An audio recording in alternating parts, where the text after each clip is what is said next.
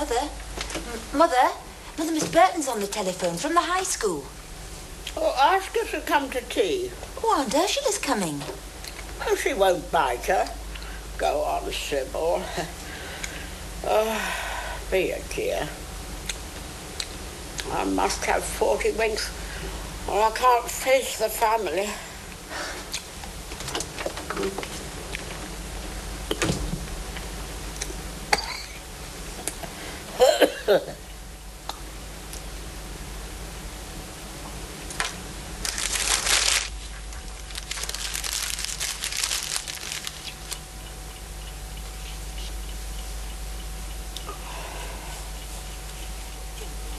Very ill. Salmonella picked up on the continent. Of course, he was nearly dehydrated. Well, what with that and everything else, I don't know why she wanted to move at all. She got a perfectly good house in Buxton, nicely furnished and decorated. It's all expense, starting with new carpets and curtains. Perhaps she fancied a change with Rose going. But Rose isn't going, haven't you heard? No, I hadn't. You don't mean to say that she... Broken it off, given him his ring back. Oh, did you hear that, Jim? Rose has broken off her engagement with that... that vet. Wasn't he, Ursula? That's right, a very nice young man, I thought. I don't mind admitting, when I heard, I felt like writing to Doris and telling her to give that silly young dolly a shake. Not so young now. 30 next, isn't she? That's right. Old enough to know her own mind instead of getting engaged to one after the other. Mind you, I've always said that the man isn't born who's good enough for Rose Frobisher. Perhaps she'll revise her ideas when she finally looks around and sees that they're all married off. Well, I've not seen Doris's new house, but I have seen Elizabeth's. It's far too large.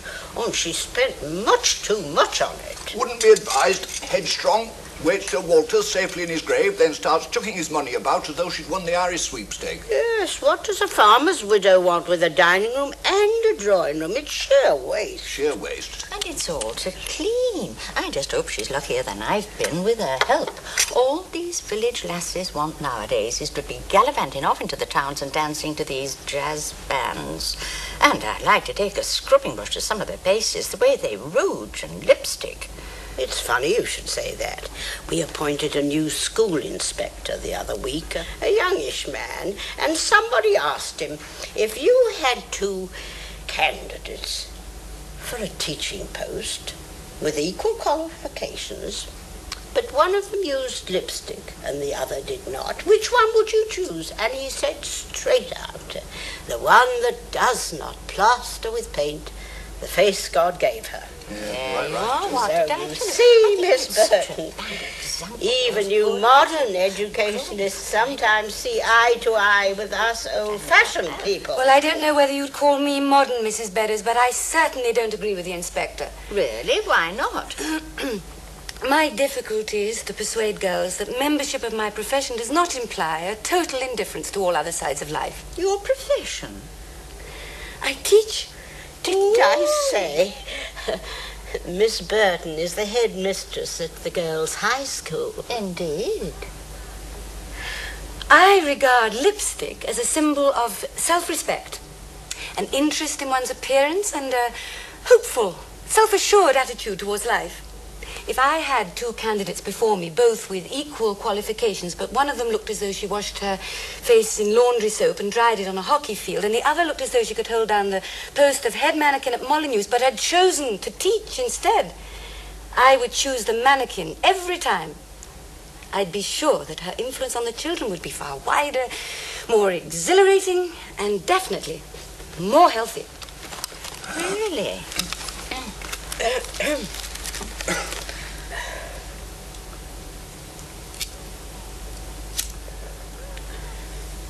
Jim, have you heard from Florence Ritchie lately? No. In my day, you could tell straight off what a woman was. I thoroughly agree with Oh, Dr. surely, Mr. Bedders. You mean what society expected her to be? Come and stretch your legs, Harry. I'll show you the glass house. I've built on since you were here.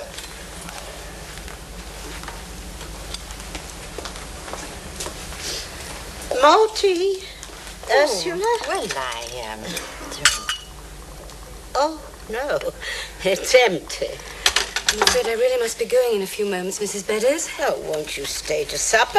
No, thank you all the same, but I have a lot of work to do this evening. I phoned because I hope that you might spare me a few moments to ask you something. Oh, why, certainly.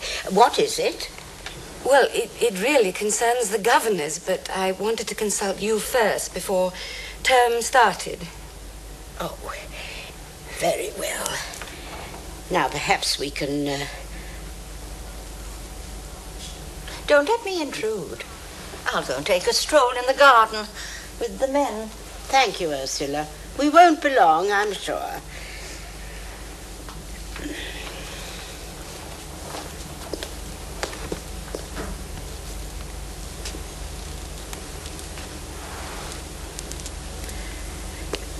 Well, what is it?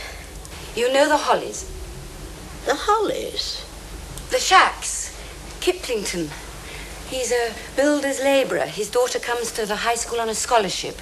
Lydia Holly, the brightest thing we've got. Oh, yes, I remember you told me about her. Well, I think, taking her all round, she's the most outstanding girl in the school, and if we don't do something soon, she's leaving.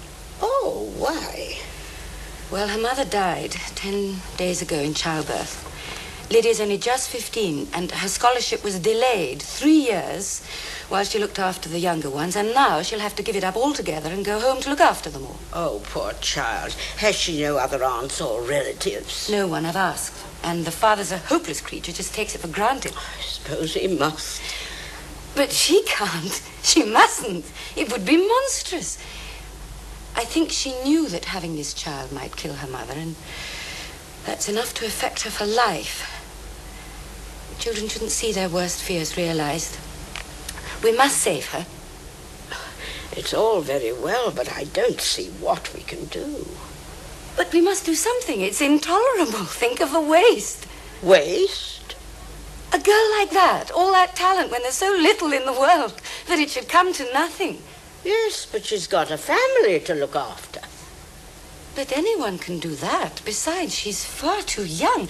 Now, listen, Mrs. Bedders, if you can persuade the governors to give her a boarding scholarship, I'll undertake to find a woman to look after that family. You'll undertake it? I'm sorry, Miss Burton, but you can't begin that kind of thing. But it's not for myself only. It's for the school. You don't come across a talent like that once in 20 years. If you didn't once in 50 years, you still couldn't do it. You can't take upon yourself the management of the universe. You can't make exceptions. What about the other girls? Hundreds of other girls have to give up their scholarships. But that doesn't make it right. The world needs the kind of woman Lydia could be. Well, if she's as fine as you say, she'll be fine anyway. This may make a woman of her. A drudge. You know, Miss Burton, there are other things in life than book learning. What if she does give up her scholarship and doesn't go to college? That might mean one school teacher less. But it'd mean one fine woman and wife the more. Is that such a tragedy? Yes. Yes. All waste is tragic. But to waste deliberately a rare, unique capacity, that's downright wicked. The world needs trained intelligence. What about trained character? Oh, yes, that too. I believe in discipline, but not frustration. You believe in having your own way, don't you?